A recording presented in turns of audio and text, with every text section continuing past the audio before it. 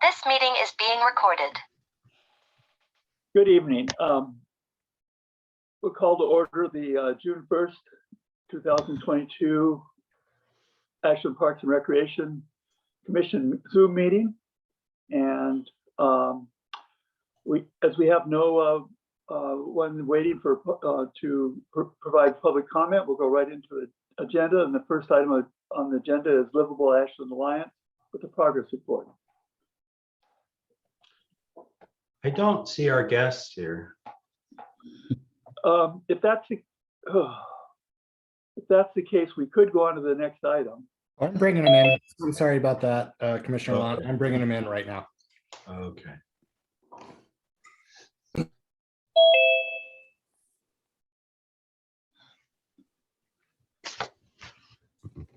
Michael, do you want to introduce this? No, I'll let Eileen do that. Eileen, do you mind giving an introduction? Not at all, sorry. So the Livable Ashland Alliance is a community group with many key organizations collaborating, but it grew out of the AARP Age-Friendly Communities Initiative that was initiated by members of the Ashland Senior Advisory Committee, ASAC, a work group on advocacy, wanted to prioritize working toward becoming a more age-friendly community. And your commission approved in the past to support that application in collaboration with the mayor and city council. And that was submitted back, I think it was formally submitted early around February of 2020. And the AARP sent us back notice of acceptance into that network of age-friendly communities toward the end of February. And the initial group had their first meeting right before the pandemic shut down. So there certainly had been some delays.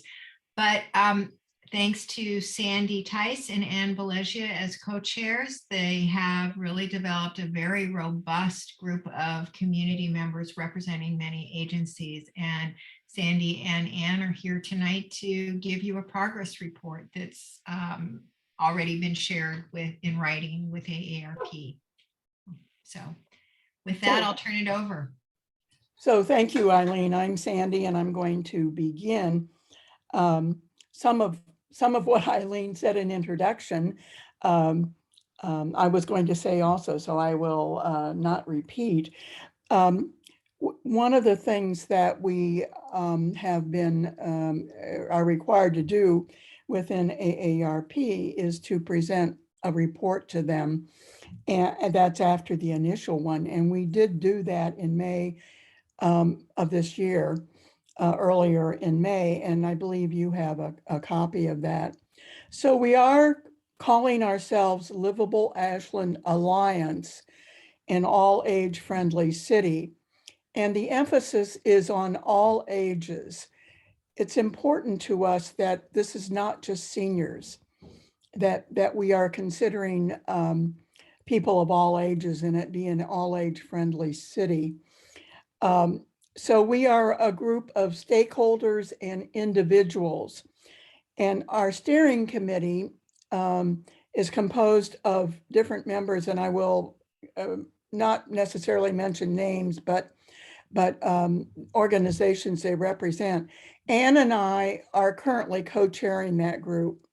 So we have representatives from Mountain Meadows, Jackson County Library System, Ashland at Home, Asante Ashland Community Hospital, Ashland Senior Services, AARP, Ashland Community Hospital Foundation, Southern Oregon University, Osher Lifelong Learning Institute, Rogue Valley Council of Governments, the Ashland City Council.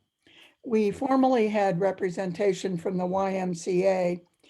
Currently, we don't have anybody. We're hoping to reinstate that. And we have had initial conversations with the Ashland School District and with the Ashland Chamber of Commerce. So as part of our submission, first submission to AARP, we did a fairly extensive needs assessment using existing needs assessments that had been done. We used the 2019 National Community Survey, the 2018 Community Health Assessment, and the Community Health Improvement Plan. And what we saw and what kind of instigated this and supports this as an effort for all ages is that we saw needs across the lifespan. And so one of the things that we've been trying to focus on, not so successfully yet, but it's in our future, is on intergenerational initiatives. We feel that's an important role that we could play. So what roles have we decided we have for ourselves? One is to assess and identify livability issues facing the community using surveys, focus groups, and discussion groups. Number two, or another, is to convene meetings of representatives of stakeholder organizations to review and discuss assessment findings and encourage groups to have initiatives that meet these goals. We encourage collaboration among stakeholder organizations by generating ideas in these meetings and then having the organizations follow through with them. We want to monitor collaborative livable Ashland initiatives by holding periodic meetings among the stakeholders and having them report on what's going on, what's worked and what hasn't. We will publicize our collaborative initiatives and improve Ashland livability by seeking visibility within Ashland and the greater Rogue Valley, and by reporting these things through the AARP network of age-friendly states and communities. We will advocate for support of livable Ashland initiatives with government and community organizations that can facilitate collaborative initiatives. And Ann's going to follow up talking about some of more concrete examples of what we're doing. So it's off to you, Ann. Okay, thank you for inviting us here. We really, a lot of the activities that Livable Ashland Alliance is going to focus on fall into these 8 WHO AARP domains of livability. And I don't know how much you've had a chance to look at the report. It sounds like there's a lot going on your group. But anyway, so those are outdoor spaces and buildings, transportation, housing, social participation, the respect and social inclusion, health services, civic participation and employment, and communications and information. And you know, from your perspective, the outdoor spaces and buildings is a key area. And I think you will be pleased with the favorability ratings that this area has gotten, not just in absolute terms, but considerably greater than benchmark communities. So high favorability and almost 100% utilization by residents.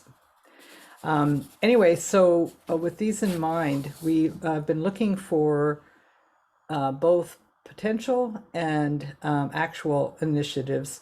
And in the ones that we are actually seeing progress in, they're the ones that are synergistic in nature, meaning that multiple agencies are involved. An example would be the library's mobile technology van, and that's been linked with the Asante IT folks to help Asante Ashland Community Hospital's clients use MyChart in telemedicine. And that actually crosses a couple of the domains, both the communications and health services. Also, the library is providing a series of computer labs at the Ashland Senior Center to assist patrons with computer skills. So those are examples of organizations working synergistically. Also, OLLI, which is an affiliate of SOU, produced a free public Plan for Care webinar series that was sponsored by Asante and AARP. And then it was publicized in the newsletter from the Ashland Senior Services Division. So again, multi-organizational, and actually that one also crosses some generational issues because it affects all ages within a family when older adults need assistance. And then, of course, there's some examples of a livability nature that are happening with individual organizations, like Sante Ashland Community Hospital has they're looking for age-friendly hospital certification, and so their emphasis on geriatric services is an active project for them. The Ashland Community Hospital Foundations has a collection of hats, gloves, and scarves for children. So again, serving a different population, and we keep track of those activities. So the members of the Livable Ashland Alliance are going forward by participating in AARP's webinars related to all age-friendly livability activities, which is giving us a lot of best practices that we could adopt here. And there's also a movement to make Oregon an age-friendly state, and we are participating in that. So going forward, our activities involve developing an action plan, which will initially expand upon what's already being done and then focus on new initiatives that organizations representing our steering committee members can collaborate on. We're recruiting additional Livable Ashland Steering Committee members from among key stakeholders who have involvement in a number of the domains of livability. We're conducting ongoing needs assessment by soliciting input from other stakeholders and some of the residents who are underrepresented in the data to which we have access, and then to publicize what we're doing. So we're meeting every other month via Zoom, and our meetings typically involve sharing what is happening in our various organizations and determining if there are opportunities for collaboration, as well as reporting on progress on those activities that we outlined above. So one of the things we noticed from the needs assessment, as I mentioned earlier, that there is very high favorability and utilization support for Ashland parks. So we see parks as a very important part of Ashland's livability for those of all ages. And personally, Sandy and I are also on the Ashland Senior Advisory Committee, and we are concerned about the potential budget cuts that might affect senior services, parks, and recreation. So that's our report, and we certainly would like to entertain any questions you might have about the contents of the report that we provided.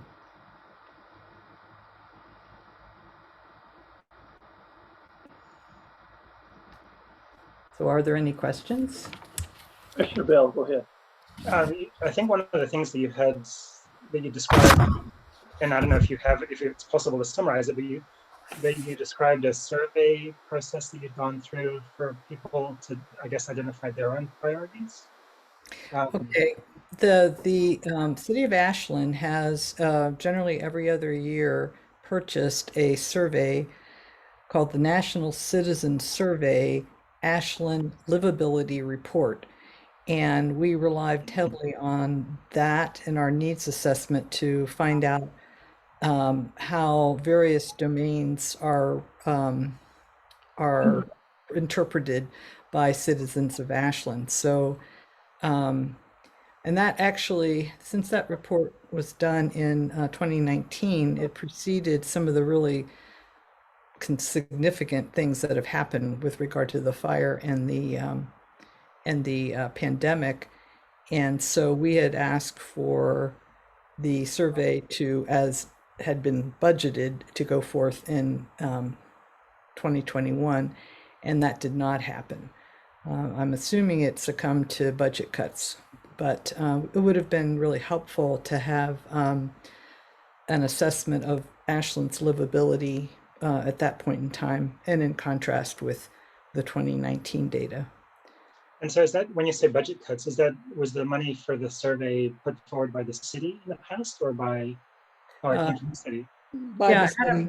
Yeah, Adam Hanks had assured us that it was in the budget. I don't really know whether it was as a line item dropped from the budget or just that the shortfall in operational funds might have made that seem discretionary.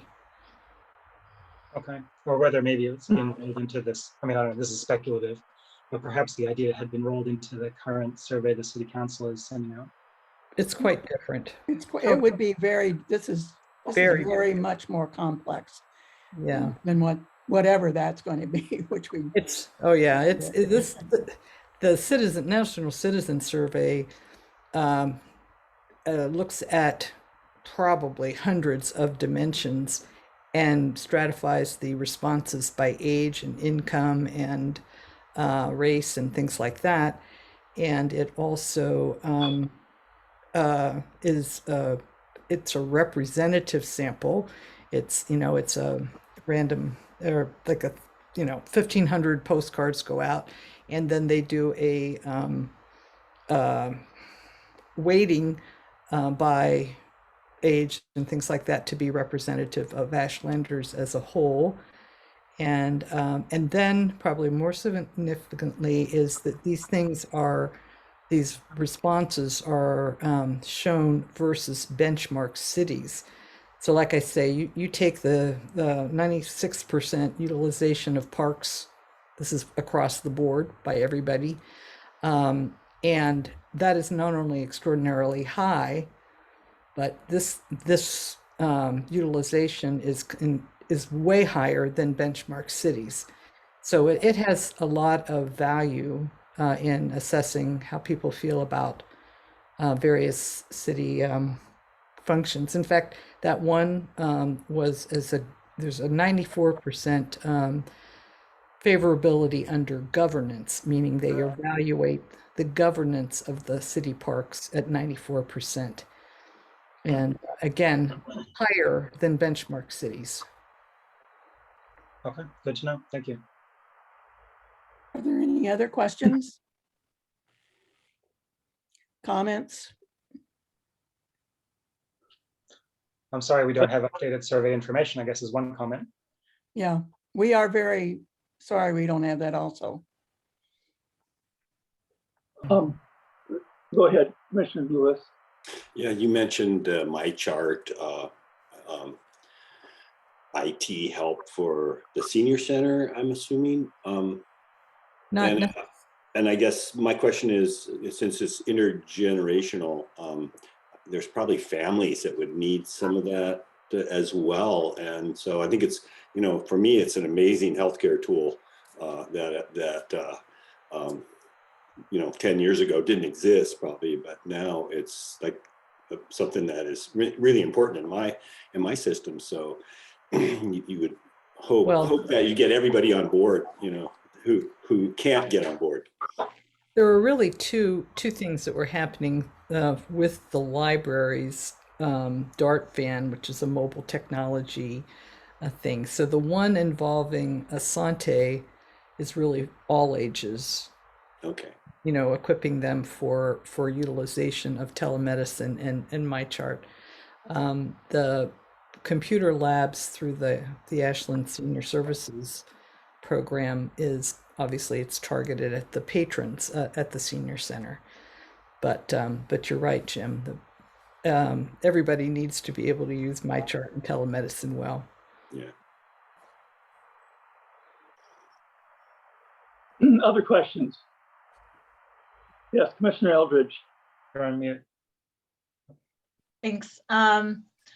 Yeah, thank you so much. This seems like incredibly important work. And I was looking at the outdoor spaces and buildings section, and I see that you, I was just wondering if you comment a little bit on the race ethnicity data, the white versus non-white. It looks like when we're looking at, it looks like there's some particularly lower numbers.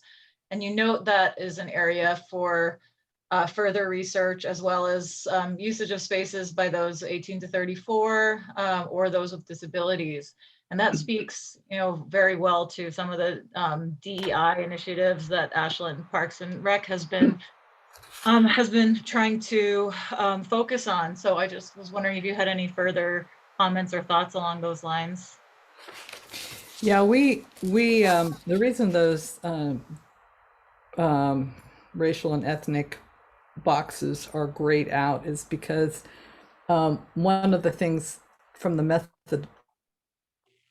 methodology standpoint with this survey is that there were 0 respondents that identified as African American, and they made some adjustments in by lumping some other ethnicities together under sort of all the ethnic other groups. So Pacific Islanders and Latinx and so forth. So all we were feeling is there is a significant number of diverse individuals in Ashland, but this survey didn't get, from our perspective, in raw numbers, enough to feel confident in the breakdown of responses from those groups, which is why in a kind of a gap in our needs analysis, or it would be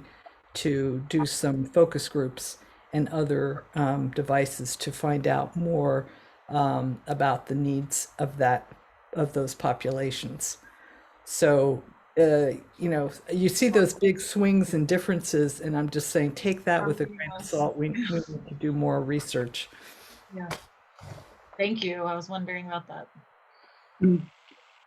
So, yeah, I have a comment related to race and ethnicity also. If you look at the Ashland Outdoor Spaces, I find it interesting that whites showed higher than non-white on almost all of the categories, except library services and city parks. Mm-hmm. And I think that's it's kudos to the parks and kudos to libraries. Well, I do think that one of our concerns about how livability might be impacted by possible changes in the structure of parks is that it is unquestionably probably one of the most I guess neutral things that we do in the city. It benefits all ages, it benefits people of all income levels. So that is a basis for the source of our concern about the future of how that's going to be managed.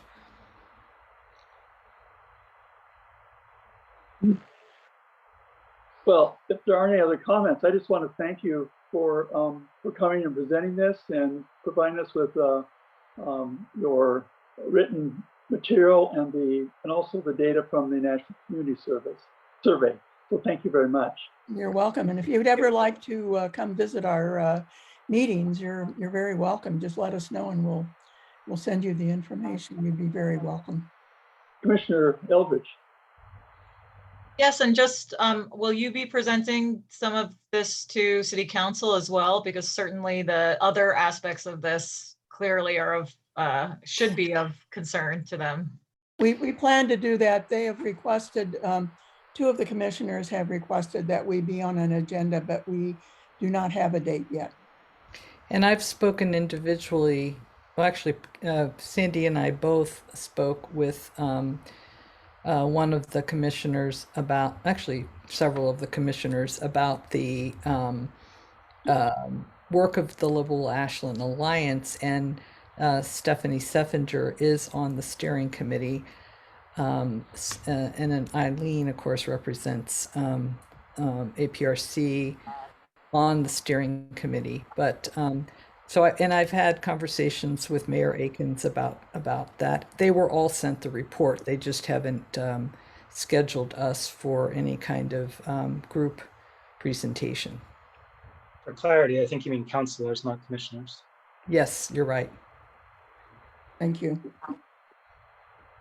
And I want to also point out, thank you for being transparent by providing that material to both the commissioners and to the counselors ahead of time.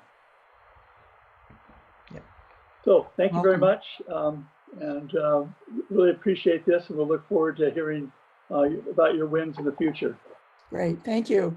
Thank Thank you you. for your support. Thanks, Ann and Sandy.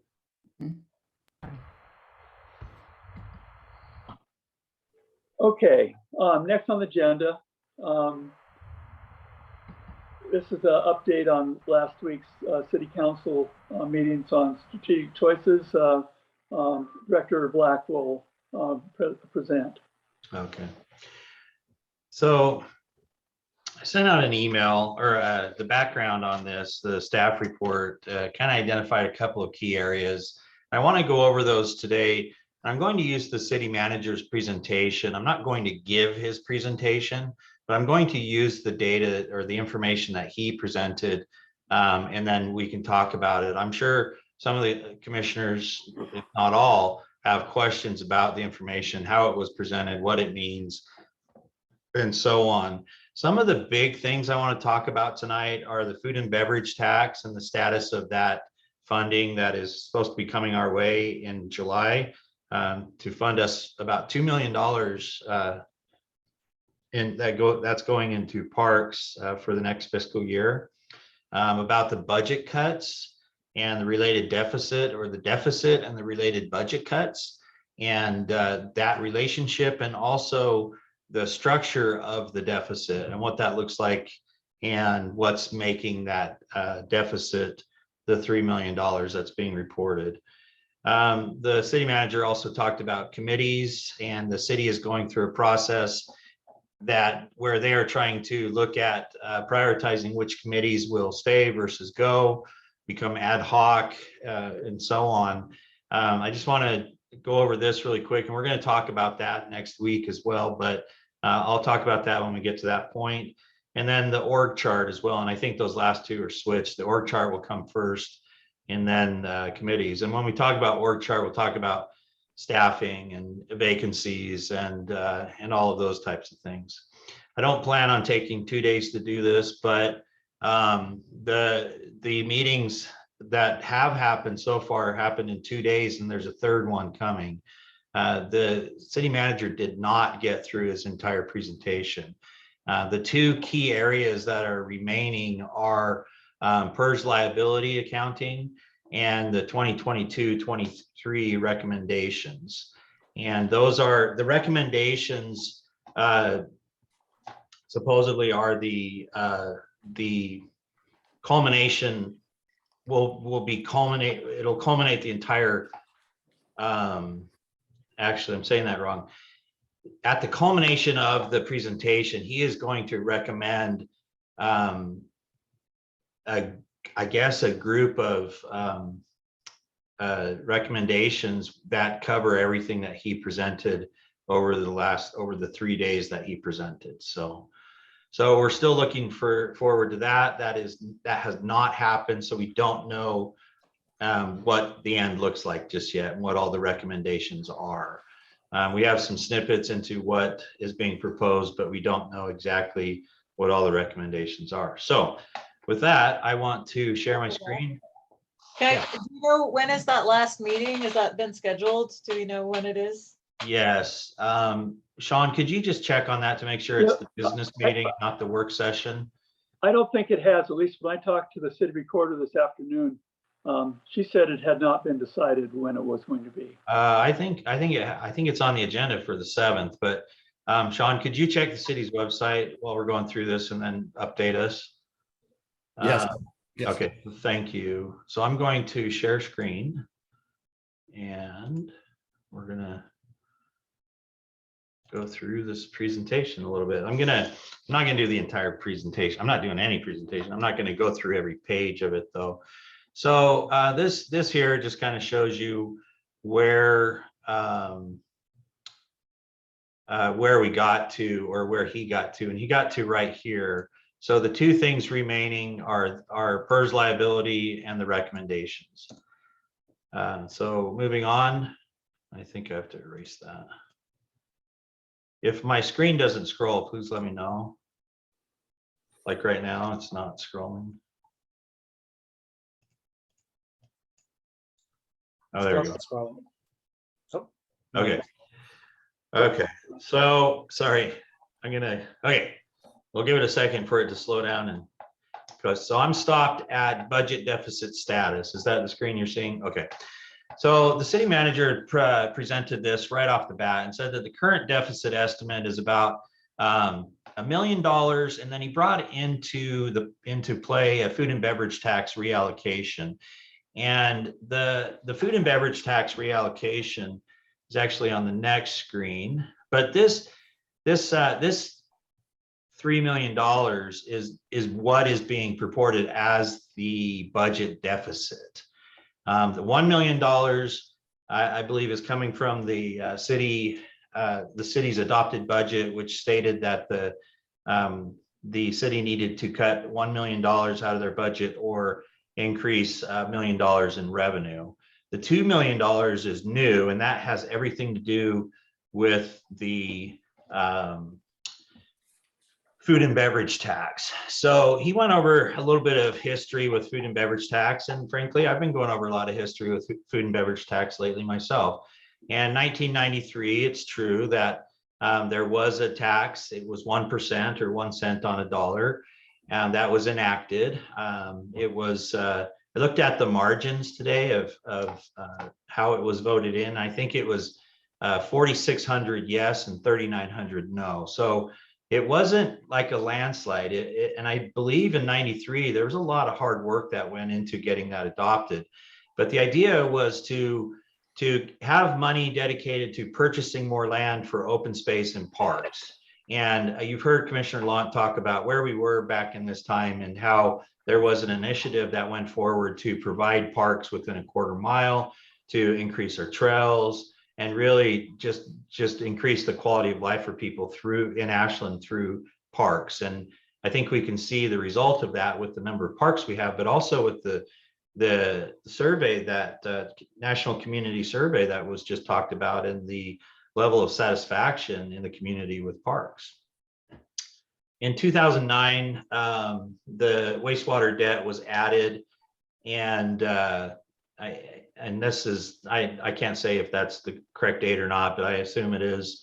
In 2009, the tax went up to 5% or 5 cents on the dollar, an increase of 4 cents, and 20% of the money went to parks CIP for the same purposes, which was still 1 cent on the dollar, and the other 4 cents went to the wastewater treatment plant.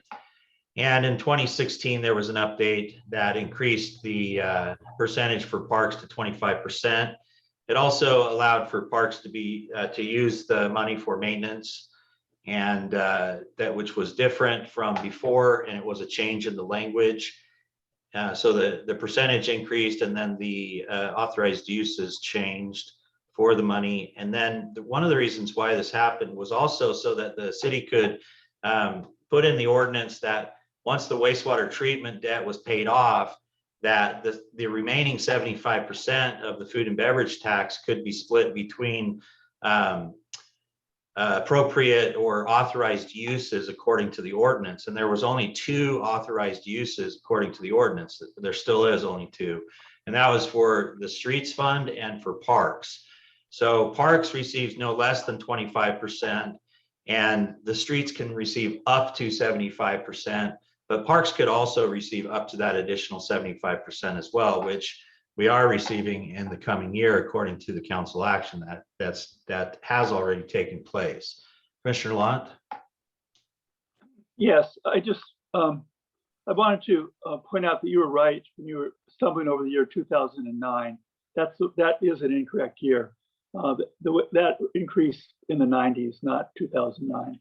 Yeah, that didn't make a lot of sense. That's pretty recent that happened. And my understanding was that it happened pretty soon after the enactment, not 16 years after, or whatever it is, 16 years.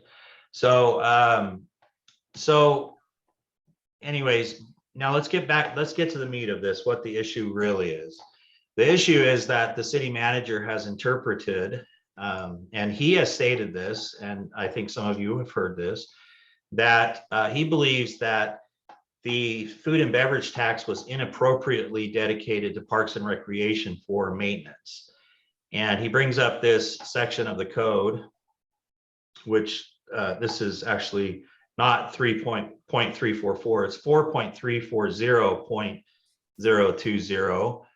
C5D, except as provided in subsection D of this section, any remaining amount shall be appropriated for purposes consistent with this chapter unless other purposes are approved by the council, adopted ordinance enacted by a vote of the Ashland electorate. Now, what this says is that that 75% can only be used for authorized uses. It's restricted. It can only be used for streets or parks.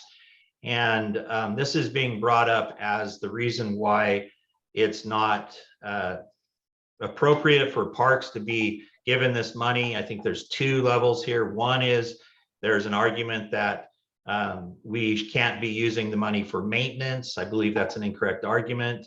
It was very clear during the process in 2016 that the money, that the ordinance was changing so that we could use it for maintenance. The language is consistent with that. And then second, the other thing is that the city manager appears to be stating that by underlining this section, that he believes that giving the money to parks is not one of those authorized uses in the this ordinance. So that's concerning. Now, the city manager and the city attorney disagree on this, and obviously we disagree on it as well. The city council should disagree on it as well, because it's the same city council that did dedicate the money, this food and beverage money, to Parks and Recreation next year. So it still remains to be seen what the result of this will be, but it's not very often that you see a city manager and a city attorney in a city council meeting basically saying we don't agree with each other, and that happened last week at a city council meeting. So so we're still waiting to see what's going to happen with that. Let's see, any questions on that? It's kind of straightforward, but it's kind of convoluted as well. I mean, it's kind of muddy, but I think that that's the long and short of it there. So I'm going to jump forward to. I have a quick question. Okay. I guess I should probably be able to find this myself, but I'd like to see the council, the 2016 council improved ordinance and the exact language that's used in there. I think that would be helpful for me. If you could email that to us or something at some point, that'd be wonderful. Yeah, I think you're going to be getting a copy of that very soon. Okay. And the ordinance actually says that parks will receive no less than 25%, and opens it up for us to receive the other portion. And it can be used for acquisition, planning, repair, and rehabilitation of parks. And I think that's where the sticking point is that it doesn't actually say maintenance. The word rehabilitation and repair is used instead of maintenance, but it's the same terminology or jargon, if you will, that is used for the streets as well. So with the city attorney, I actually looked into this, and the streets section also says for repair and rehabilitation. So it is consistent. I totally agree with the city attorney in that there was no issue in assigning this, and I'd be more than happy. We will send that out to you so that you can see what the language is. Commissioner Dr. Bill. Black. Oh, one other question for you. So just so that I'm clear, there's the language describing what can be done with the food and beverage tax isn't different for the 25% that we're currently getting and the 75% that will be allocated in the next fiscal year. It's the same. There's no difference in what those portions of the money could do. It's the same language for both. It's the same. There's no second section that says that the 75% will be used for these things instead of, that's different from the 25%.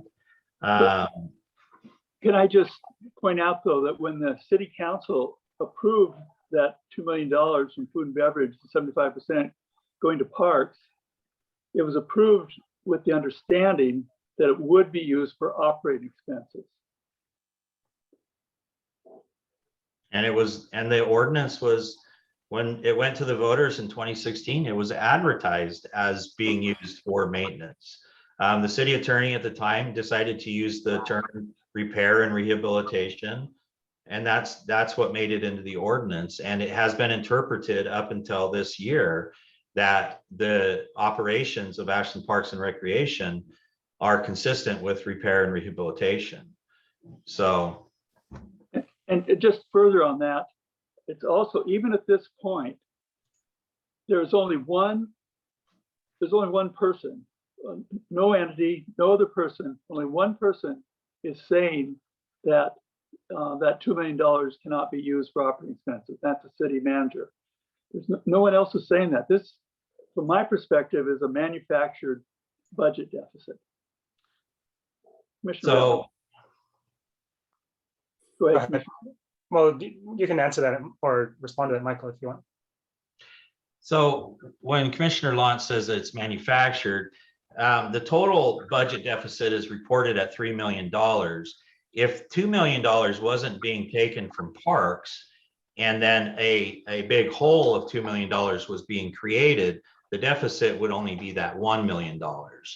So if the city attorney is correct and the council was correct in their action that they took in assigning this money to Ashland Parks and Recreation, and the ordinance is correct in allowing us to use it for what we're using it for, then the budget deficit is actually $2 million less than what is being reported. And in addition, it's not a deficit because there's $1.3 million in additional revenue beyond what revenue that was planned for, which covers the $1 million budget deficit. So you could argue there is no deficit for this year. That doesn't mean there isn't a structural issue that needs to be addressed long term, but for this year, it's pretty easy to argue that there is not a budget deficit. Two other questions. The first question is, during that meeting, Councillor Graham was asking whether there was some merit to obtaining a third opinion. Do you know whether there's any further, whether that actually went any further, whether there's going to be a third opinion brought into that conversation? And that's my first question. The second question I had is, is there some other purpose for the $2 million that has been, like, is there some, if the money is being taken out for this reason, is it just because it's inappropriately allocated for this, or is it because there's some other thing that the money is supposed to be used for? My understanding is that the city manager's plan is to take the $2 million out of our operating budget and put it into our capital budget. So we will be capital heavy and we'll basically be house poor. We'll be able to, we got the house, but we can't afford to maintain it, if that makes sense. That's a term. Another $2 million park, but we wouldn't be able to maintain it. Exactly. Or we could put it towards major rehabilitation, but we couldn't maintain it because we don't have the funding to maintain it. Now, the city manager has said that he is planning to backfill the $2 million loss with other funds, which is how the $2 million deficit is created, because that money is coming from somewhere else.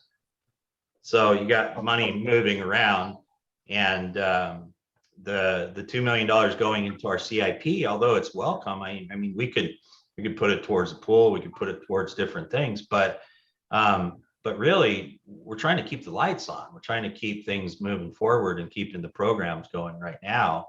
And that money was appropriately assigned to Ashland Parks and Recreation's operations. And frankly, I guess I could say frankly, that all of that money goes to parks. All of that $2 million is for parks. And that's the way the ordinance, I believe, is written, is for maintenance of parks. So all of that money is actually going to the park side. So, Okay. And as far as you know, there's, at the moment at least, there's no plan to hire a lawyer to look into the question of whether the language. I haven't been brought up to speed on that. I know that that was thrown out there. I don't know why. I could see if the city attorney was having a problem coming up with a Legal opinion. a legal opinion, but this isn't that it's not clear. It's very clear to the city attorney. And it's also why the structure of the city government, the administrative branch of this city government, has it so that the city attorney reports to the council, not to the city manager, so that they can have disagreements like this. And the city attorney's client is the city council and the Parks Commission, for that matter, not the city manager. So I mean, these things can happen from time to time. And I believe the org chart of the city is structured so that it can deal with these types of things. And we saw it play out publicly, which was kind of weird, but But typically the resolution in this situation would be that the city council just makes a decision about how to interpret the language and moves forward, I would think. well, yeah. So there's a lot of there are issues that come up when the city attorney says something publicly and the city council goes against it. There are issues with that and liability and things like that. So it'll be interesting to see how the city council handles this. If they do get another opinion, to see if maybe there's some middle ground, or if just to maybe smooth things over a bit. And I don't know, but it's not, again, in city government, and I've been in city government for 20 years, and and you know, at this level for 15 years, and attending city council meeting, and it's very uncommon for the city manager and the city attorney to disagree publicly, because there's a lot of issues with that. I mean, when it really comes down to it, who does the city council follow? Who has the liability if they do follow the wrong side and something were to happen? Yeah, it's a very interesting situation. But the bad part about it is that the city attorney had put an opinion out there. If the city council goes against it, the city attorney is then in a position where they really can't defend their position, the city council's position, and it makes the city attorney ineffective because they have publicly stated an opinion. And if the council goes against it, then that attorney can't publicly, with any level of success or integrity, defend that position. It's a very interesting situation, and we'll just see how it plays out. Thank you. All right, you ready to get moving on to the next section? Okay. Departments. Let's talk about departments and what's going on with the presentation that was given there. So a little bit of background. This is the portion that our staff helped create, and it starts with this fishbone diagram, I think is what it's called. I can kind of see the fishbone diagram there if you look at it. It goes through and it shows what the priorities are for each of the departments. And then over here in the back, we have APRC. And, you know, to give credit, they did ask, do we want to participate in this diagram or not? And I said, well, it was kind of a last minute thing. And I said, well, the only thing that I could do is to give you the top 5 adopted goals of the Parks Commission. Because those are the only things that have been stated publicly and adopted as the priorities for Ashland Parks and Recreation. There are more goals, but the top 5 should be represented here. So we sent those over. There's one missing off of there, and it happens to be our top priority. And that top priority is finding and implementing a dedicated funding source. That one was left off. And the idea was that it was more political. And I could, just to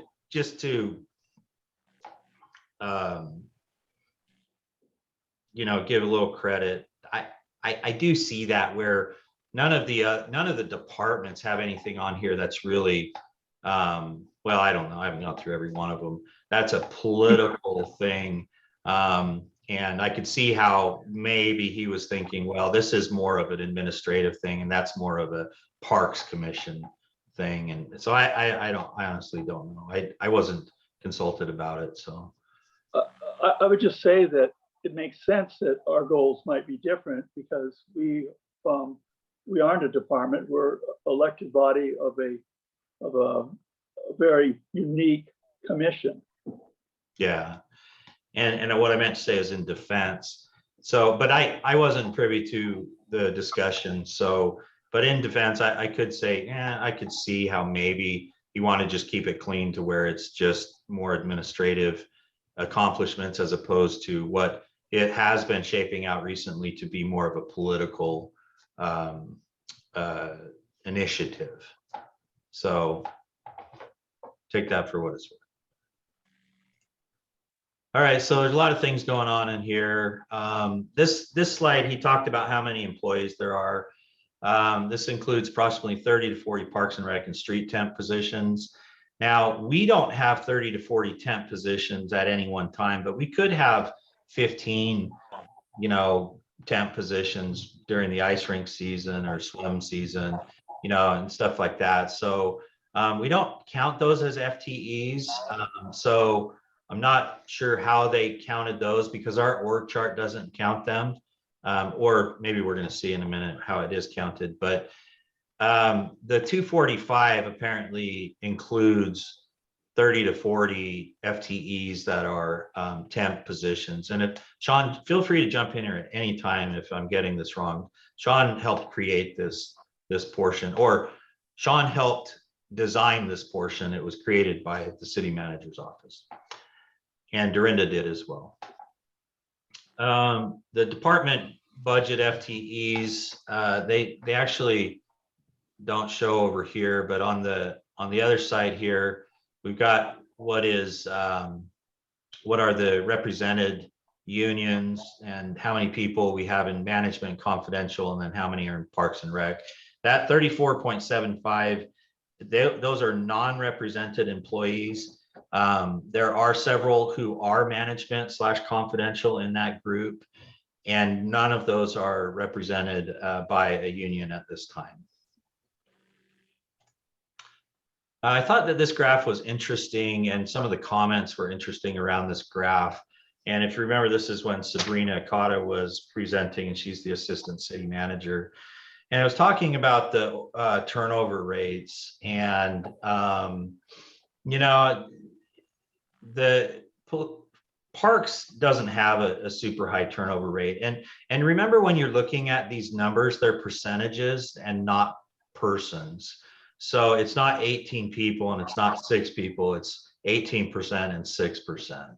And if our total FTE count is 34.75, 10% of that would be 3.4, 1% would be, what would that be, a third, a little bit more than a third of a person. So 6% would be, if I'm getting that right, would be 2 people.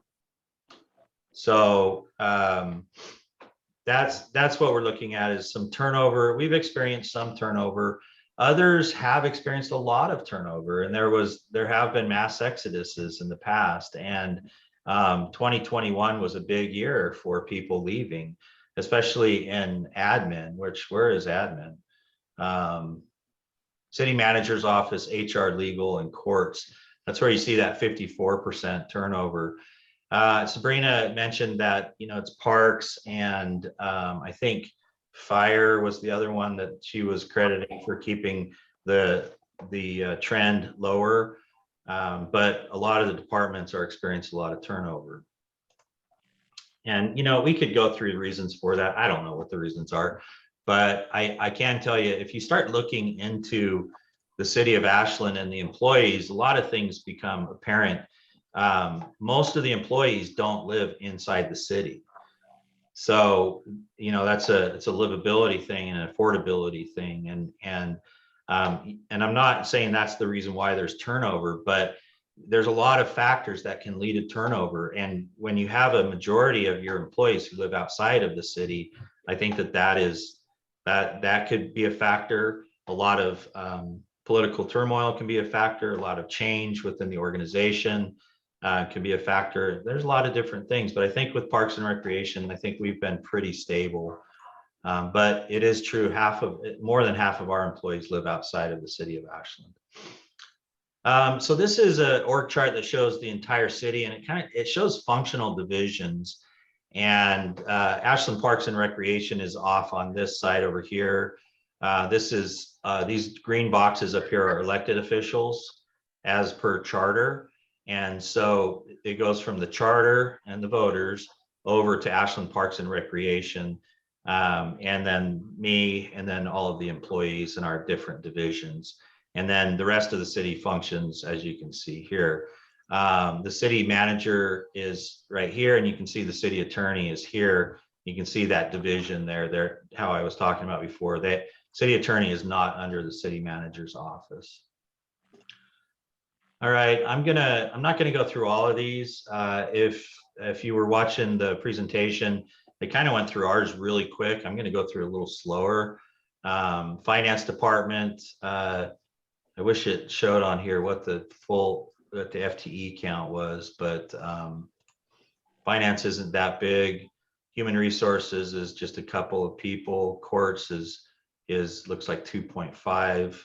The police department, as we saw it earlier, is a little bit bigger. It's about the same size as us, a couple more employees. Fire department's about the same, a few more employees than we have.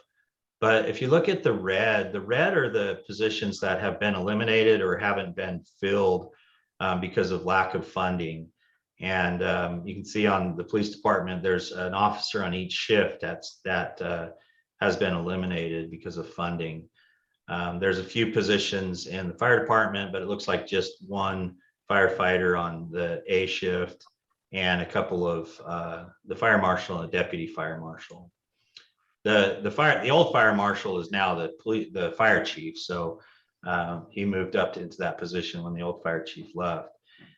We have a lot more red, and we didn't really get a chance to talk about this, but there's a lot more red in here, and it's a result of us making changes because of the pandemic and the loss of revenue, and also just trying to keep ahead of the curve.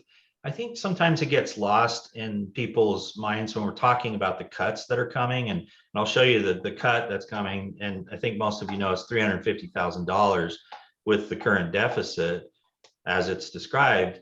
But we need to also remember that we also lost money in the pandemic that we haven't fully got back up to because of recreation. So we've lost people there. We also lost money in this biennium because we're being funded at a lower rate than we have in the past. And we also lost money in this biennium because the central services fees were so much more expensive. And so all of those things together have led to this org chart where we have 34.75 FTEs, and we still have some major positions that are cut. And as we move forward through attrition, when someone leaves, it's the first thought is how long can we leave that position open, or do we even have to replace that position? And it's unfortunate when one of the managers hears that somebody is leaving, because they know that that's the discussion that's going to take place. And that is the environment that we're in now. Regardless of the city manager's freeze, it's always been our policy to try and look forward and to plan so that we don't go over budget, that we do end up building up our ending fund balance. That has been what we've done, and that's why we're able to function in this environment where our funding has been cut and our expenses have increased, because we did have an ending fund balance that we could fall back on. So any questions on our org chart? I've shown you this before, or a version of this before. Okay, so I'm going to end this one here. And I'm gonna, if there's any questions, please let me know. I'm just gonna scroll to the next section. Sean, Director Black, I went and did some quick math. On our org chart, we did identify temporary employees, both existing and temps that were cut. So we currently have 5.5 FTEs and we've cut 2.7. So that's a total of 8.2 FTEs represented on the chart. So I'm not sure where the 30 to 40 temporary FTE employees came from. There are more people than that, but they are not brought on full time. Yeah, and that, that gets lost in translation a lot of times. An FTE is not a person all the time. It could be a person. I'm a full-time equivalent because I work full-time. Sean is, but some people work part-time. And if you're a half-time employee, it takes 2 people to make 1 FTE. So that gets lost a lot of times, that FTE equals people, and that's not always the case. So Sean, thanks for that. Now, just to be clear, the 34.75 is FTEs. Those are full-time equivalents, and those are the people who work day to day. What Sean is talking about are temps, and you add those temps to the FTEs, and those temps come and go. And like he said, we still haven't built up to where we were before. And it's true that the last slide did include street temps as well, but I don't think they even have that many street temps to equal 30 FTEs with ours. This slide here, am I sharing right now? I'm not sharing, am I? Okay. This is an interesting slide. I wasn't planning on talking about this one. And again, just a reminder, none of these are my slides. These are all from the city manager. And I'm not trying to give his presentation. I'm just trying to go over it and use it as information for us to talk about what's happening currently. So in this one, what he's trying to show, I believe, is that the general fund has a number of unrestricted funds that go into a big measuring cup. And then there's this one restricted fund in the food and beverage, which I guess you could put 30% of transient lodging tax under here too as restricted, but whatever. And then these two empty into these other measuring cups. The unrestricted goes to all of these different departments and APRC. There is a little bit that goes to the Housing Trust Fund, but that's discretionary as it's shown here because this is unrestricted funds. And then the restricted funds go into streets and parks. Now, this is the interesting part because it says parks acquisition and improvements, which is not what the ordinance says. It's repair and rehabilitation, but again, this isn't my presentation. And then the CIP right above parks, it says streets, comma, etc. And I'm not sure what that etc. means, but I'd like to get that etc. added to our line as well. If it's going to be added to the streets line, that could be a pretty powerful etc. And I'm not really sure what that means. So it's streets, repair and rehabilitation, and parks, repair and rehabilitation. Acquisition is still a part of that, but that's what the restricted food and beverage money goes to. Now, it can be restricted and still pay for operations. It just is restricted to pay for parks operations, or streets for that matter. If you, the same goes for streets. If the 75% went over to streets, it would be the same for them. So let's go to the next. Any questions on this? This is pretty straightforward, I think. A little vague over in this area here in the CIP, but let's see. I'm not going through this one. I'm going to jump to 57, and on page 57, this is where we start talking about reductions, and each on the reductions column, that is the amount that the city manager is stating needs to be reduced from expenses. Another way to look at that is that these departments and APRC will not receive that revenue, and that needs to be done regardless, or that needs to be done because of the deficit that we're experiencing, which I think we're going to talk about on the next slide.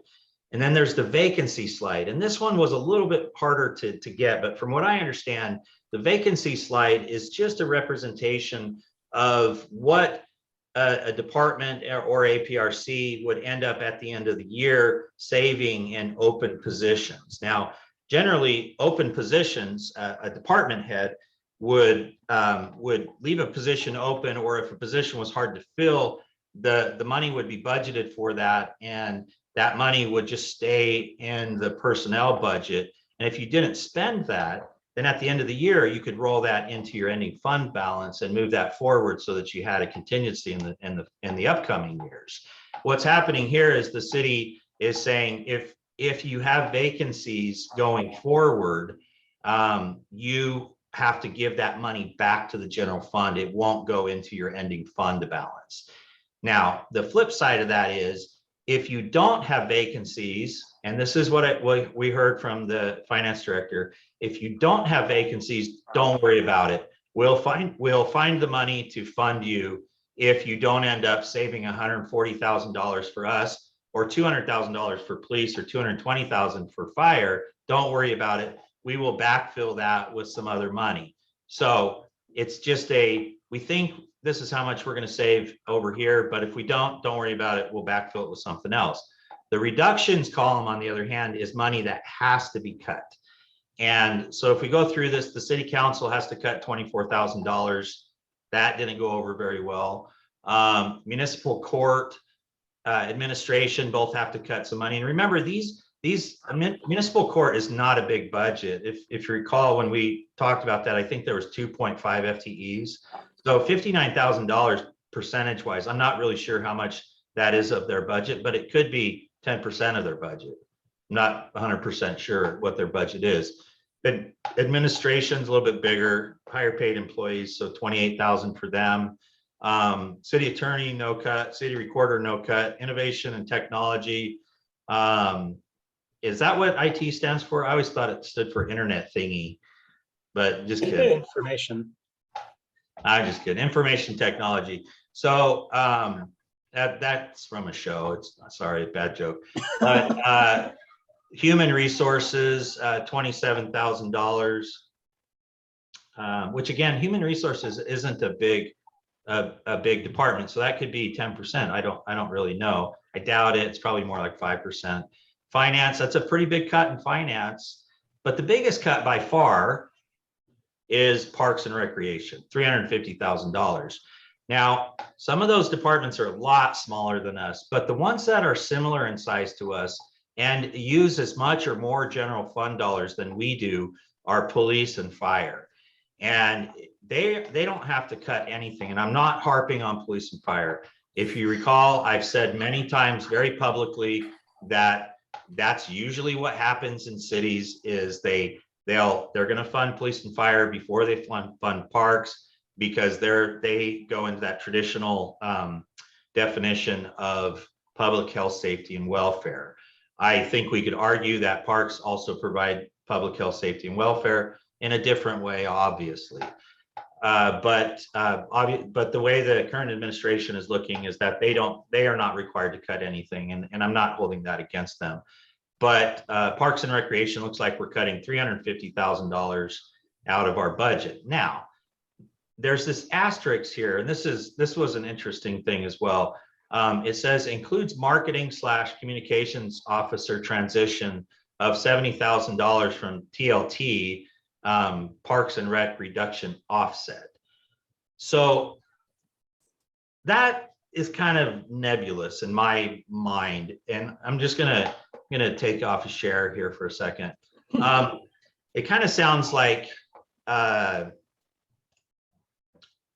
and I am going to give you my opinion on this one, because I'm the administrator of Ashland Parks and Recreation, or the manager director of Ashland Parks and Recreation, and these employees, according to the org chart and according to the charter and according to my contract, work for me and they report to me.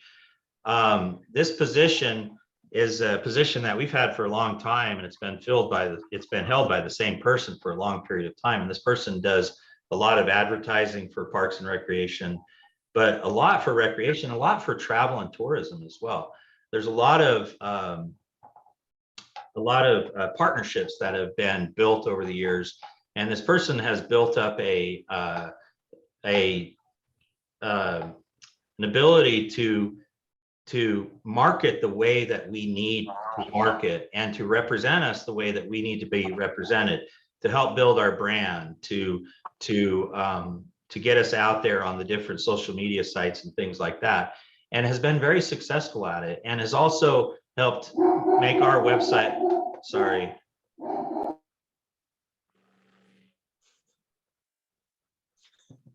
Technical difficulties. Sorry, he'll stop in a second.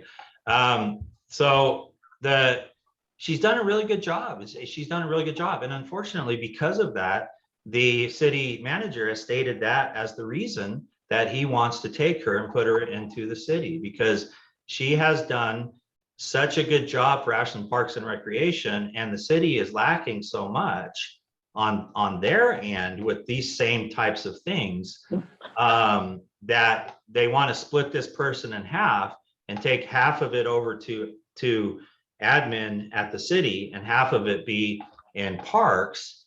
And I'm a little concerned that that will not achieve the results either one of us want, and that we will end up with both being not able to reach the level of professionalism and advertisement and interaction and all of those things that we want to, and that we're going to be taking one FTE and trying to get that person to act like two. So I'm concerned about this, and I do not agree that the city manager has the authority to just take an employee from Ashland Parks and Recreation. Commissioner Lant got up in the meeting and stated that. I believe completely, and it's not just a belief, it's not just something that I think is true. I know this is true based on the charter, based on the MOU that we have. It is very, very clear that Ashland Parks and Recreation employees are managed by Ashland Parks and Recreation. You have delegated to me to be the manager of these employees, and therefore I manage them. And without our permission, that change is not going to happen. Now, we're in a very tough position because we can say, and this is very unfortunate, we can say, well, sorry, we manage that employee and you can't have that employee. But the person who we're dealing with here manages the money that we need to manage the person that we want to use. So I believe that if we don't share that position, let me go back to this again. If we end up not sharing that position, I think you can take this right here, $350,000, change that to $420,000. And I think that would be the result right there. So, and even if we do share that position, we're still missing out on half of an employee, and we have a big hole that's not being filled, which is a deficit for us. So either way, the deficit is bigger than $350,000. Commissioner Bell? So it seems like the proper way to resolve this would be for the city of Ashland to post a position, to create a position with a job description of whatever they want, and invite people to apply for that position. And the person in question could then be at liberty to decide to continue in that person's existing position, or to go and work in this new position. Absolutely. I think that would be a great way to resolve this. And I think, it all has to do with resources. And this slide here talks about resources. And here we have the budget deficit of $3 million. We got a vacancy savings of $780,000. And if you recall, that's from the previous screen. That's most likely what is going to be saved because of vacancies over a 1-year period. And the departments won't be able to keep that money. It's coming right back into the general fund. That's that $780,000. $727,000 is the budget reductions, and that equals $1.5 million. And that goes towards the $3 million deficit. But the question I have is, if we don't have that $2 million deficit, then what are the cuts that will need to take place? What is the deficit? What is the deal? So we really don't even know where we are right now until the city council comes down on how they feel about that $2 million deficit. Again, it's a very tricky situation for them to be in. But if you look at this slide here, so let's just go through this. They did have a recurring revenue, an increase in revenue of $1.35 million. So you add those two together, and that's 2.857, right? And then you have, you take this out of that, and you're back down to $1,400,000. And then you add, I'm trying to do this math on the fly, because I'm not 100% sure on all this, but so now you're down to $1.3 million because you had 2.8. Take half. So now you only have 2.3 left. Yeah, you have 2.3 left. And then you take, yeah, I'm not following this.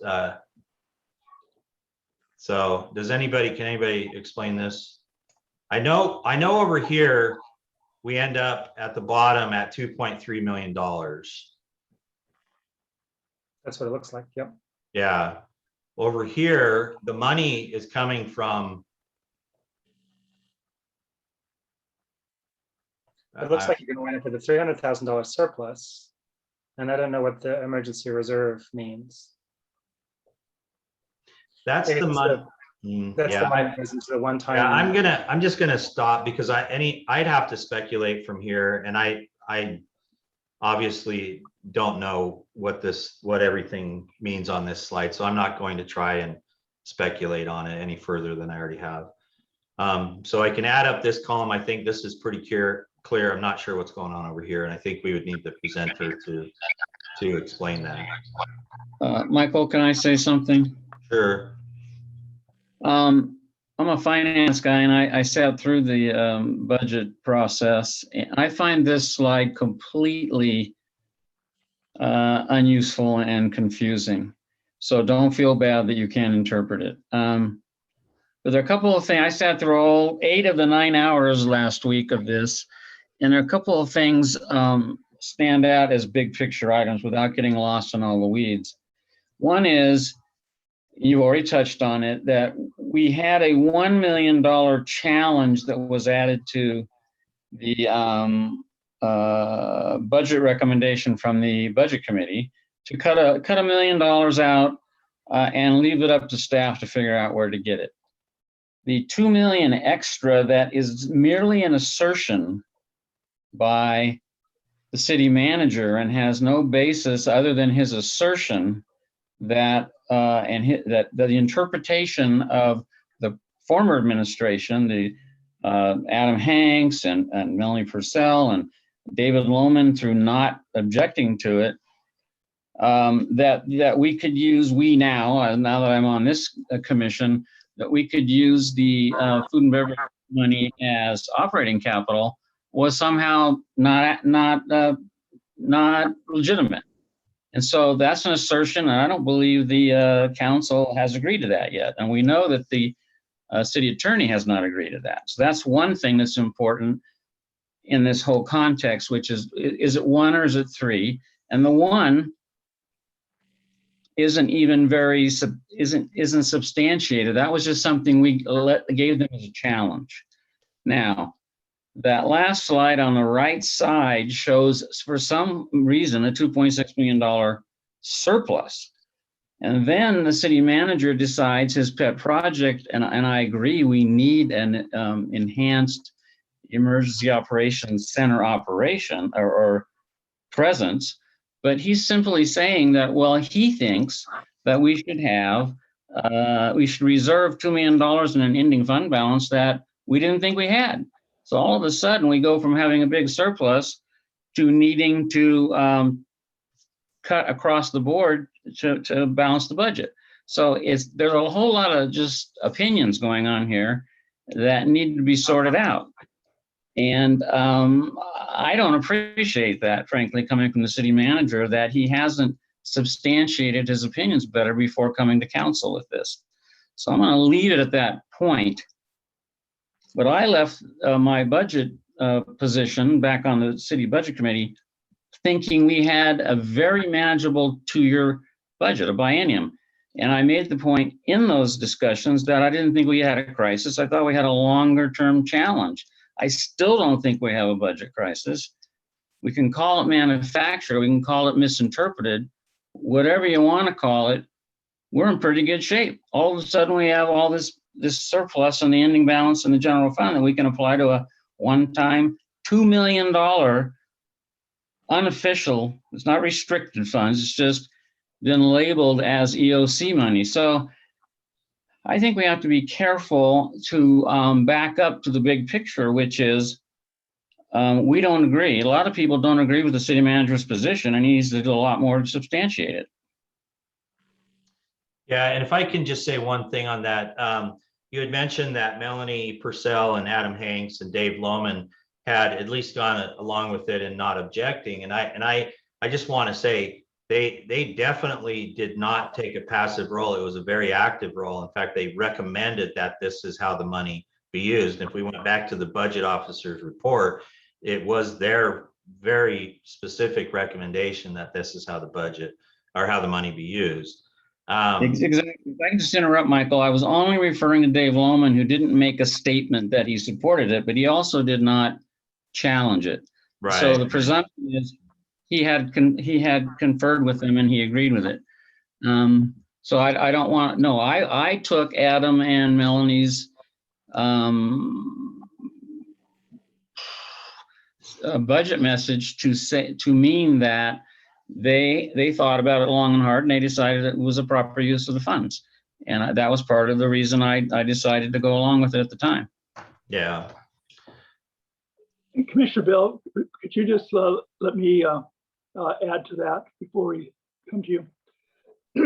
I just wanted to take this opportunity to make it really clear that the initiation of food and beverage money going to parks for operating expense was initiated by, on the city side, the city manager and the finance manager, even though Director Black and park commissioners have been accused of being the source of that change.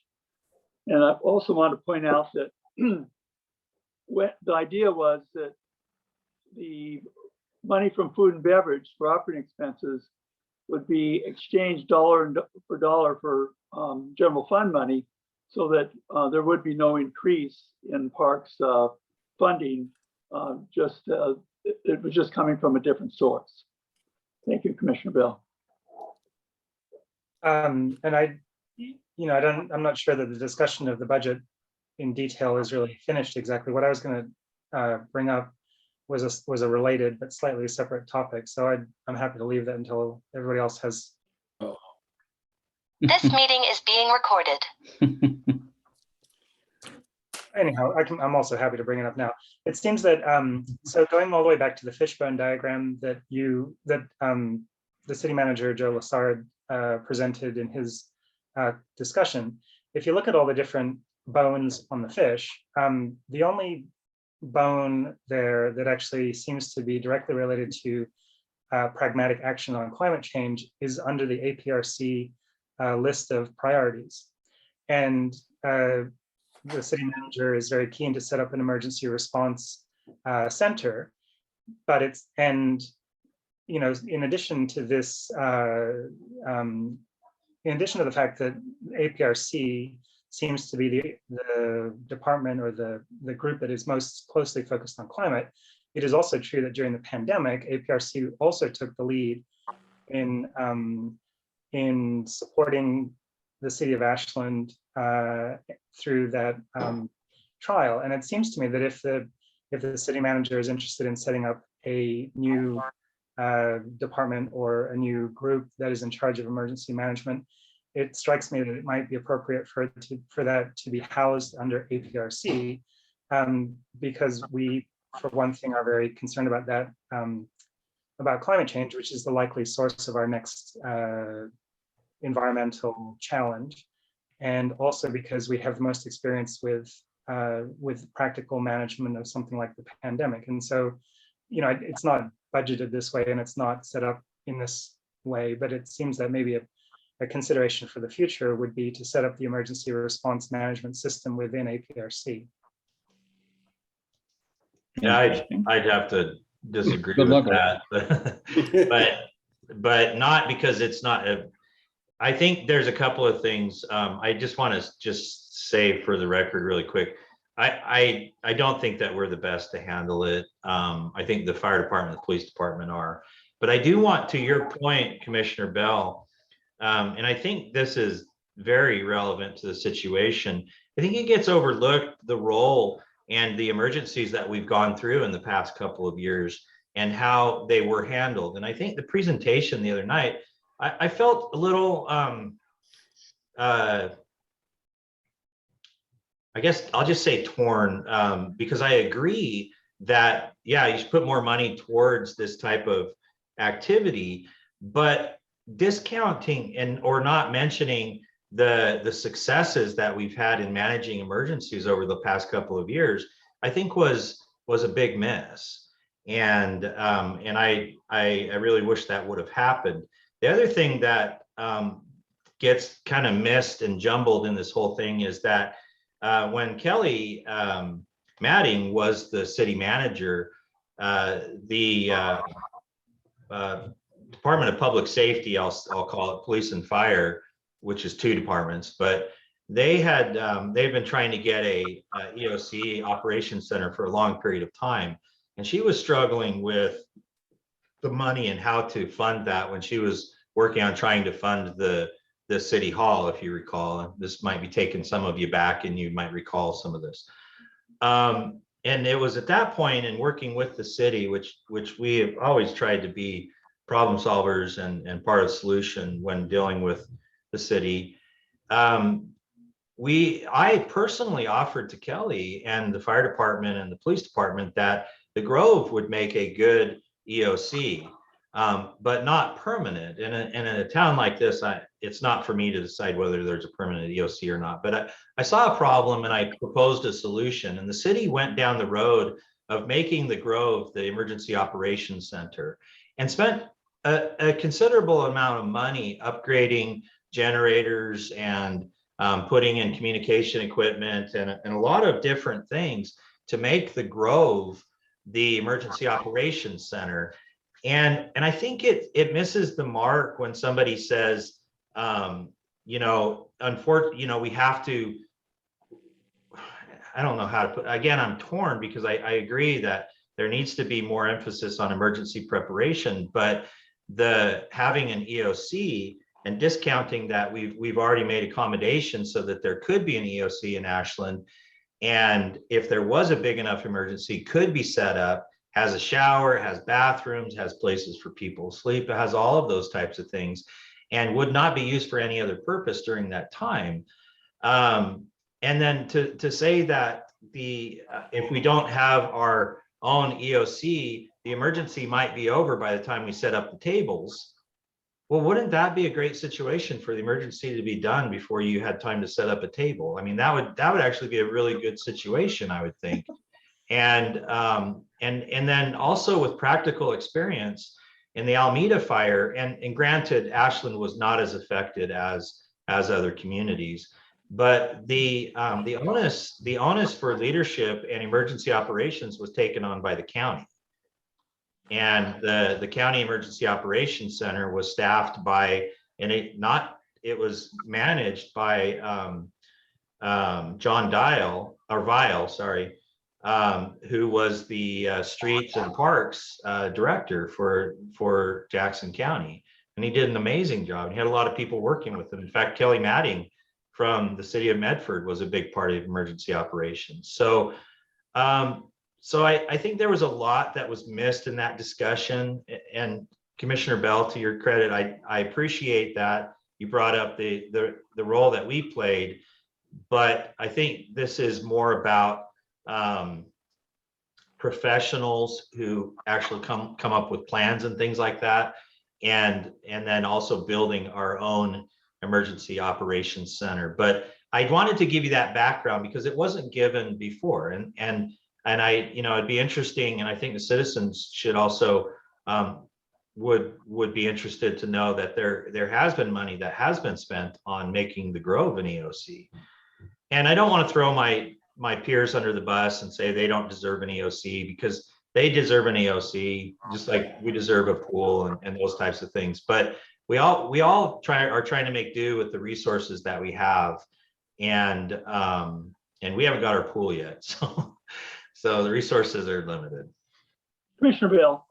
So a couple more things in defense of the idea of APRC being the umbrella under which the EOC lives are that the city allocated as the senior center, which doesn't, necessarily naturally belong with either parks or recreation, but also just from the sense of on the ground, immediately available resources. If we were actually threatened by a fire and it somehow cut off the means of escape from the city, the most practical places for people to actually go to avoid the fire are quite likely to be the parks, just because they're much less flammable and it's a much larger open space. So if you actually have to shelter inside the city, the parks are one of the places that you could potentially shelter. In addition to that, if you're actually trying to fight fires, the city pool is maybe perhaps is a reasonable place to look for additional water to be filling fire trucks with to fight a fire. Yeah, I'd like to thank you, Commissioner Bell. I would like us, even though it is a study session, I'd like to get kind of back on track. Your points are interesting, and we can follow up another time, but let's keep moving with our budget presentation. So I think one takeaway from that is there's much more to the story on all of these things. And I think we could spend a lot of time talking about the backstory, but I think if anybody has questions about the backstory, some of us do know the backstory on a lot of these things. I haven't been here forever, but I've been here longer than most of the people on the leadership team. So, and that's the department heads. So, all right. So let's look at commissions, and this was a chart, or I don't know what you'd call it, a grading sheet that was put up by the city manager to talk about commissions in Ashland. And again, this one is a little I'm not understanding this one completely. And I think Commissioner Law was sitting next to me when this one came up, and I think he had a little issue with the governance / discretion, and that was never explained because the Historic Commission was talked about whether or not it was discretionary. And oh wait, do I need to go back one? Oh, here it is. Sorry about that. The governance / discretion on this page shows Parks and Recreation, Planning Commission, and Historic Commission. The Historic Commission was brought up and talked about at length about whether it was a governance and whether the Planning Commission could fill that role. And I honestly don't know the answer to that question either. I think Director Molnar gave a good answer that he would check with the State Historic Preservation Office and get back with them.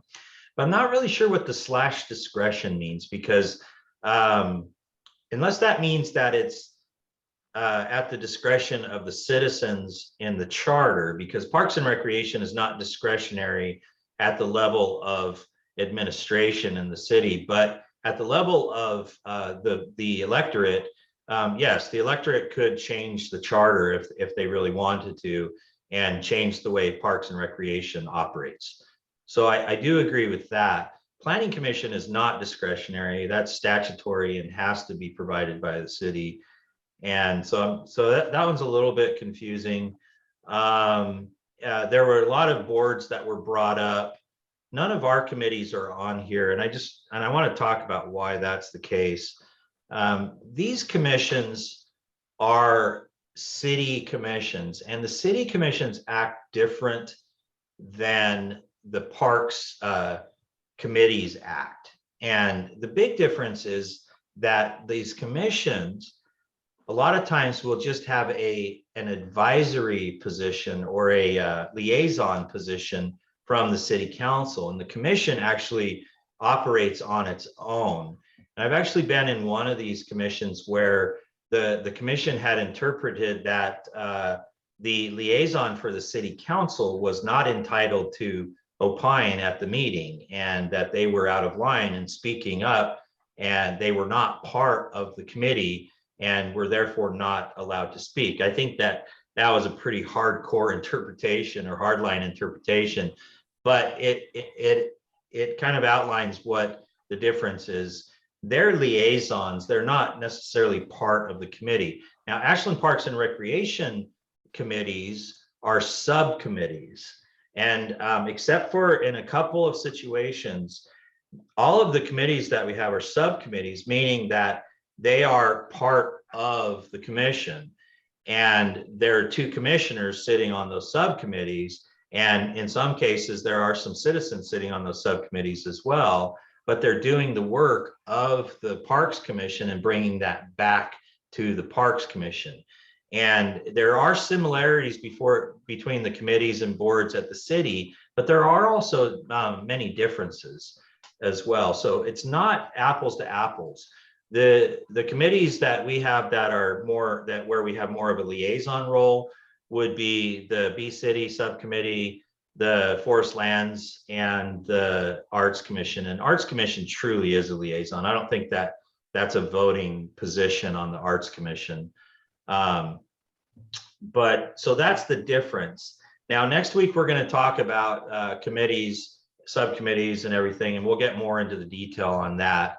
But I just wanted to bring that up because it definitely is not the same species of committees when we're talking about city committees versus parks committees. Now, the city council went through and kind of ranked all of these. Oh, the other thing I would say is that it looks like the city council or the city is trying to move a lot of these committees towards ad hoc, and ad hoc meaning that they would only meet if there was a need to meet. There wouldn't be a scheduled meeting that would be required for staff to prepare and do an agenda and advertise and take minutes for, unless there was actual business.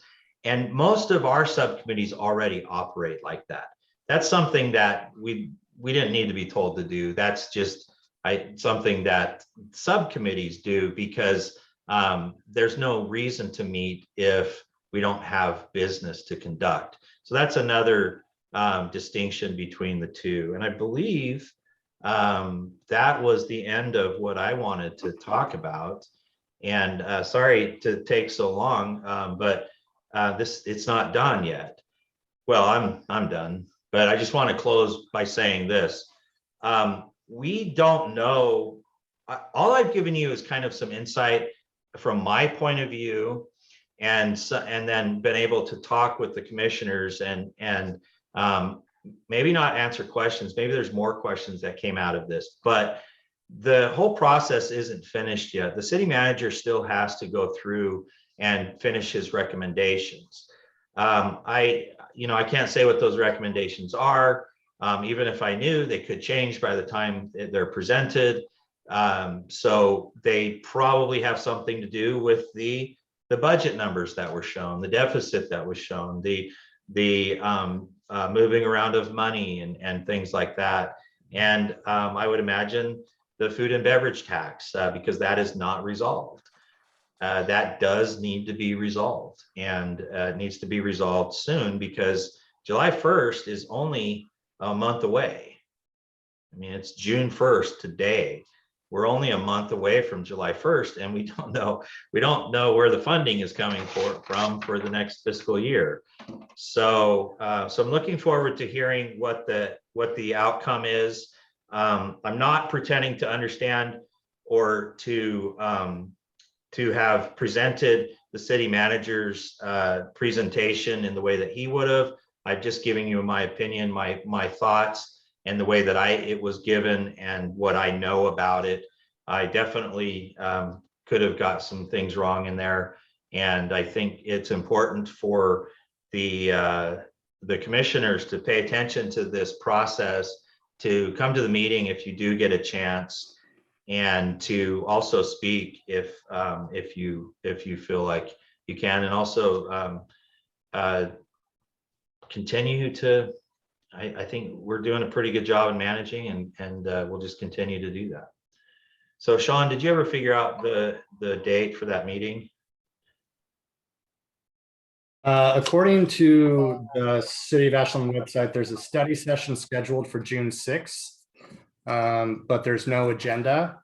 And there is no business meeting on the calendar, which I thought was scheduled for the following day, but it's not posted on the calendar. Okay. So I'm pretty positive that June 6th look ahead from the city manager had this on the topic as a topic, and I'll check on that and get back to you. So that's it for me. I can answer any questions. Like I said, I'm just relaying information. But if you have any questions, I'll try to answer them. Well, just to follow up from what Commissioner Bachmann was saying, and also to follow up from your presentation, at the moment, we don't actually even know whether there truly is a deficit that needs to be fixed, it sounds like.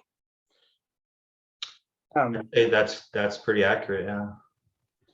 One other thing, I just wanted to clarify one of my earlier comments. It seems at the moment, I read an email from Dean Silver regarding the Ashland Chronicles sending out a survey to the citizens of Ashland, inquiring about Ashland residents' priorities and concerns regarding the government. So it seems like at the moment there was a national survey that the city could have conducted in 2021, which was very rigorous and detailed, and sounds like it would have provided great longitudinal information, which we did not go through with. And then the city council also put out, or is in the midst of putting out, a more a point in time survey that is being conducted by SOU that they are paying for. And then there is also a third survey that doesn't, as far as I'm aware, have any particular rigor behind it, that's being conducted by members of the Ashland Chronicle, that's also going out at the same time for maximum muddying of the waters. So, I mean, I guess that's what I was commenting on with the earlier presentation about the possible survey that we might have had that would have given us good longitudinal, well benchmarked and statistically valid information, which is, again, unfortunate that we don't have. Yeah. So I just looked at the look ahead that was given to me for the city council, and it was sent out last week. And the plan last week was to follow up with the city council on June 6th to finish up the recommendations. That is the plan as of now, is that the city manager would present his recommendations on June 6th. And according to what he said at the meeting, he is just presenting the recommendation and is not seeking action. So it makes sense that it would work session. I can't hear you, Rick. You're on mute. I will believe it when I see it on the agenda. Well, what I'm saying is you might want to pencil that in. I will. Thank you.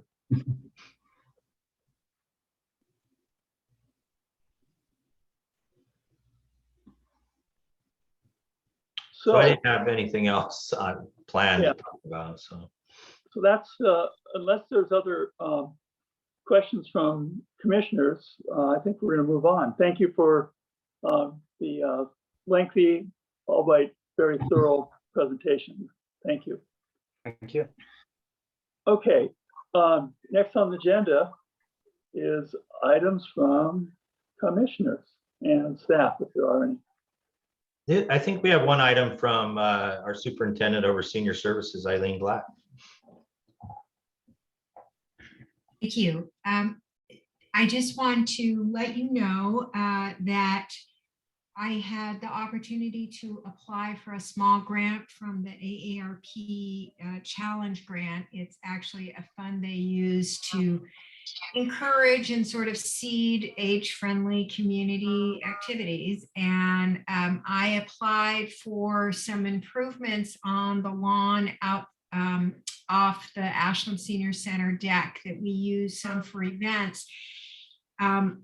We are hoping to put in a decomposed granite floor space there so that we could actually hold classes, especially during COVID. Having an appropriate and safe flooring surface for outdoor classes would have really been able to expand and let us continue more activities there. And with COVID coming and going, it would be really nice to be able to flip classes to an outdoor space. We were originally heard about a week ago that we were not funded through the national grant process, but the AARP allows their state offices to use their own discretionary funds to pick up some of the projects that the national doesn't fund. And I just heard that our state office does want to fund this project, if not in its entirety, at least most of it. So we'll hear more formally, but we just want to let you know that that is in the offing.